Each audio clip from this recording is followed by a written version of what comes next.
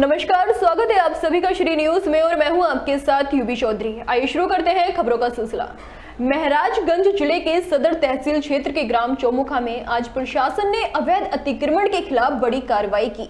यहां एक मकान को ध्वस्त किया गया। जानकारी के मुताबिक ये मकान सरकारी नवीन पट्टी की भूमि पर अवैध रूप से बनाया गया था। प्रशासन को लंबे समय से इस अवैध कब्जे की शिकायत मिल रही थी, जिसके बाद तहसीलदार ने संबंधित व्यक्ति को नोटिस जारी कर अवैध कब्जा हटाने का निर्देश दिया था।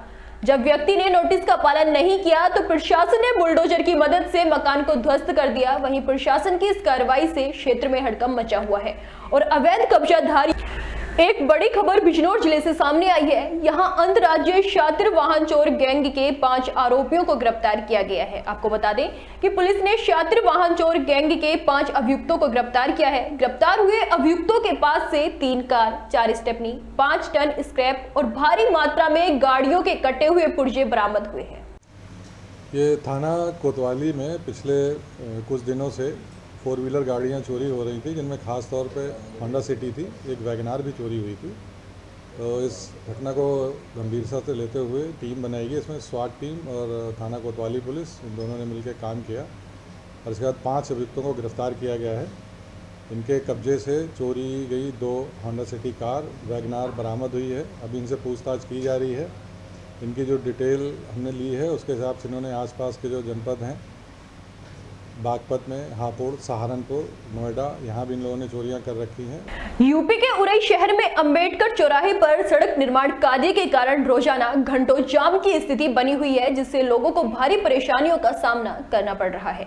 इस जाम में सबसे ज्यादा समस्या मरीजों को होती है, जिन्हें समय पर अस्पताल पहुंचने में दिक्कतें झेलनी पड़ रही हैं। इसके अलावा सरकारी अधिकारी भी इस जाम में फंस रहे हैं, जिससे उनके कार्यों में भी विलंब देखने को मिल रहा है। आपको बता दें कि ट्रैफिक पुलिस की अनुपस्थिति भी इस समस्या को और बढ़ावा देती नजर आ रही है, जिससे जाम की स्थिति और भी गंभीर हो जाती है। वहीं स्थानीय निवासियों ने अधिकारियों से अपील की है कि वो इस समस्या का समाधान जल्द से जल्द निकालें, ताकि लोगों को राहत मिल सके। बिजनौर में भारतीय किसान यूनियन अराजनीतिक के बैनर तले किसानों का कलेक्ट्रेट में जोरदार धरना प्रदर्शन जारी है। आपको बता दें कि हजारों किसान सैकड़ों ट्रैक्टर ट्राली पर सवार होकर जोरदार नारेबाजी करते हुए कलेक्ट्रेट पहुंचे। किसान अपनी मांगों को लेकर धरना प्रदर्शन कर रहे हैं।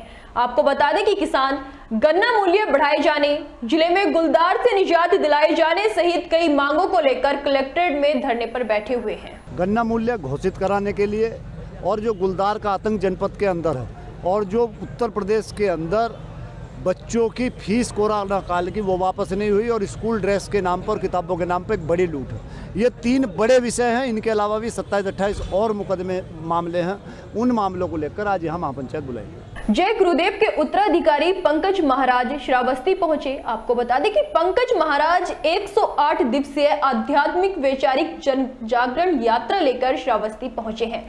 इस दौरान अनुयायियों ने पंकज महाराज का स्वागत किया। वहीं महाराज ने LBS इंटर कॉलेज मलीपुर में सत्संग सभा का आयोजन किया। मेरठ शहर में जर्जर मकानों के गिरने से अलग अलग 3 जगहों पर हादसा हो गया। आपको बताते चले कि दोराला, लोहिया नगर के जाहिदपुर गांव और कोतवाली थाना क्षेत्र के सोहराब गेट पुलिस चौकी के पास 3 जगह मकान गिरने से ये हादसा हुआ है।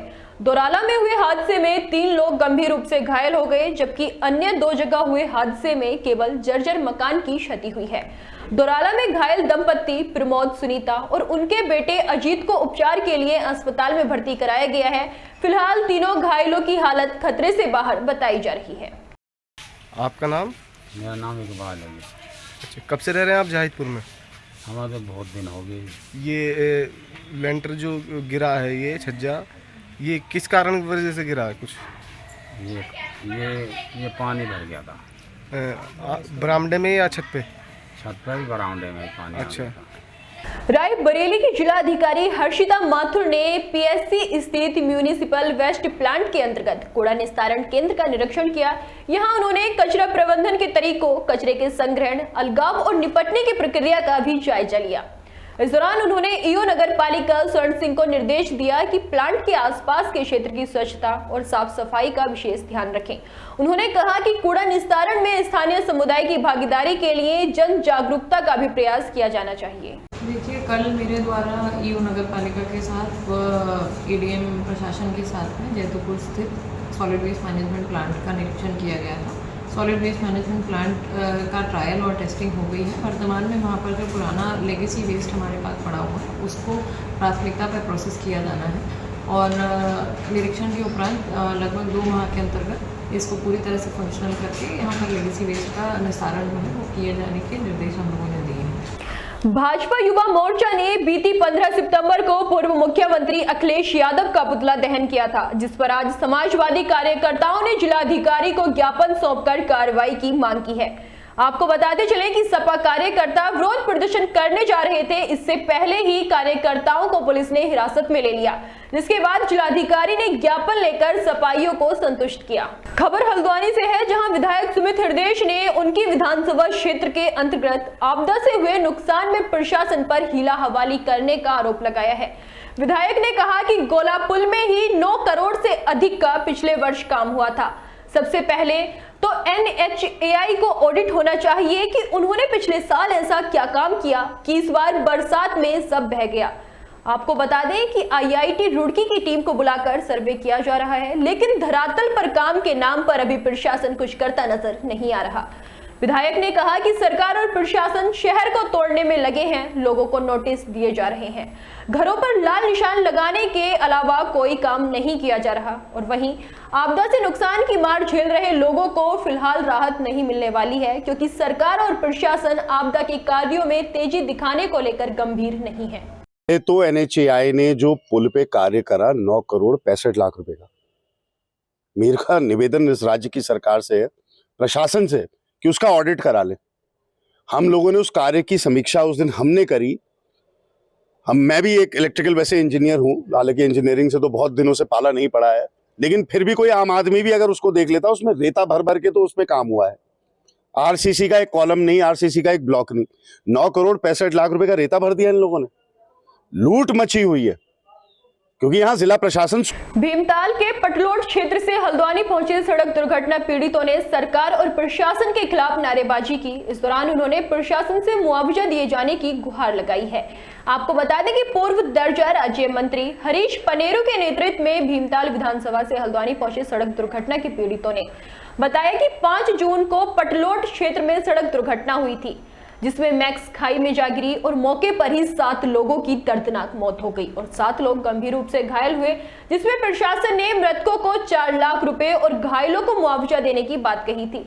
लेकिन 4 महीने बीत जाने के बाद भी मृतकों को आधा मुआवजा ही मिला है, जबकि घायलों को कोई मुआवजा नहीं मिला। वहीं जिस परिवार के माता पिता खत्म हो गए, उन बच्चों की देखरेख करने वाला कोई नहीं है। ऐसे में स्थानीय विधायक और सरकार पर उपेक्षा का आरोप लगाते हुए दुर्घटना पीड़ितों ने तत्काल मुआवजे की मांग की है। हमारी मांग ये है कि अनरबन पतलोट में 5/6/2024 को एक मैक्स दुर्घटना हुई, जिसमें 7 लोगों की मृत्यु हुई और 7 लोग घायल हुए। उस टाइम पर घटना स्थल पर यह बात तय हुई थी कि मृतक परिजनों को 4 लाख मिलेंगे। 2 लाख तो आपके आशीर्वाद से मिले, 2 लाख उनके शेष है और घायलों को कोई राशि नहीं मिली। जबकि उत्तर प्रदेश के टाइम से घायल जो भी दुर्घटनाएं होती है उनमें घायलों को पैसा मिलता है 2 लाख रुपए, जितना मृतक परिजनों को मिलता है उसका जस्ट हाफ मिलता है। ये नियम है।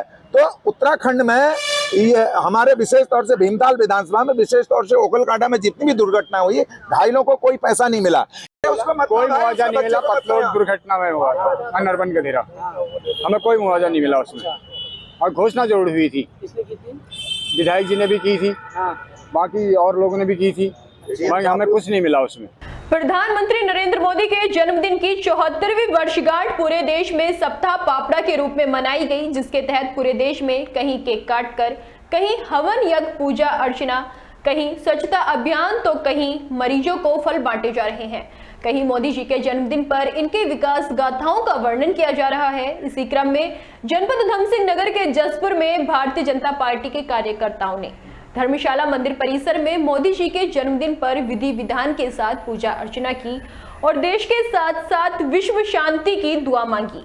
इस दौरान नरेंद्र मोदी जी की लंबी उम्र की कामना करते हुए हवन यज्ञ भी किया गया। फिलहाल के लिए इतना ही। ऐसे ही तमाम देश विदेश की खबरों को जानने के लिए जुड़े रहिए श्री न्यूज के साथ।